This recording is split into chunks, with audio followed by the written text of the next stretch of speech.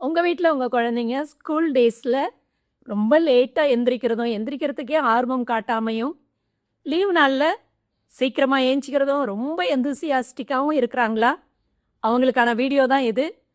இந்த மாரி யூஸ்ஃபுல்லான டிப்ஸ ஃபாலோ பண்றதுக்கு நம்மளோட சேனல சப்ஸ்கிரைப் பண்ணிக்கோங்க. ஹாலிடேனா குழந்தைங்களுக்கு அது ஒரு எக்ஸைட்மெண்ட், சந்தோஷம். ரொம்ப ஹேப்பியா இருப்பாங்க. அதே ஒர்க்கிங் டேன்னா ரொட்டீனு, ரஷ்ஷு, அவசர அவசரமா ரெடி ஆகணும். இப்ப இதுதான் வித்தியாசம். இப்ப இத நம்ம எப்படி என்ஜாயபிளா மாத்துறதுன்னு பார்க்கலாம். அதுல first tips positive morning vibe. நம்ம காலையில குழந்தைங்கள எழுப்பும்போதே அலார்ம கிர்ன்னு வச்சுட்டு, எந்திரி சீக்கிரமா எந்திரி, பிரஷ் பண்ணு, பஸ் வந்துடும், சீக்கிரம் யூனிஃபார்ம் மாத்து. இந்த மாரி அவசரப்படுத்தாம, நம்ம முன்னாடியே பிளான் பண்ணி, பிள்ளைங்களுக்கு புடிச்ச ஒரு மென்மையான ஒரு சாஃப்ட் மியூசிக்க போட்டுட்டு, அலார்ம் செட் பண்ணி, குழந்தைங்கள ஒரு அரவணைச்சு, அன்போட பாசிட்டிவா பேசி, நீங்க பெட்ல இருந்து எழுப்பி, கொஞ்ச நேரம் அவங்களுக்கு புடிச்ச ஆக்டிவிட்டி எல்லாம் செய்ய வச்சுட்டு, உங்களோட ரொட்டீன நீங்க தொடங்க சொல்லலாம். அதுல செகண்ட் டிப், 0 மார்னிங் ரஷ்.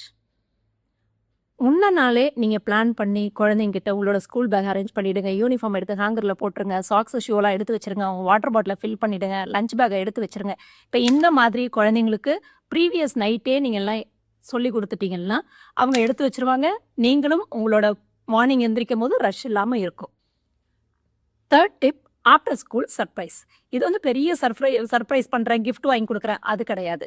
பிள்ளைங்களுக்கு நீங்க வந்ததும் உங்க கூட புடிச்ச ஒரு விளையாட்ட கொஞ்ச நேரம் நான் டைம் ஸ்பெண்ட் பண்ணி, அம்மா உன் கூட விளையாட போறேன்.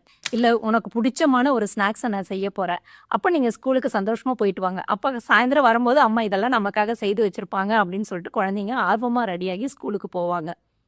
ஆனா, வொர்க்கிங் பேரண்ட்ஸ் இதெல்லாம் என்னால ஃபாலோ பண்ண முடியாது அப்படின்னு நீங்க நினைப்பீங்க கண்டிப்பா. இந்த மாரி இடத்துல நானும் இருந்திருக்கேன். நான் என்ன மாரி எல்லாம் ஃபாலோ பண்ணி என் பிள்ளைங்கள நான் ஹேப்பியா ஸ்கூலுக்கு அனுப்புனேன் அப்படின்றத நான் அடுத்த வீடியோல நான் உங்களோட ஷேர் பண்றேன். நீங்க என்ன மாரி ரொட்டீன் இப்ப ஃபாலோ பண்ணின்னு இருக்கீங்க அப்படின்றதையும் கமெண்ட்ல சொல்லுங்க. Thank you.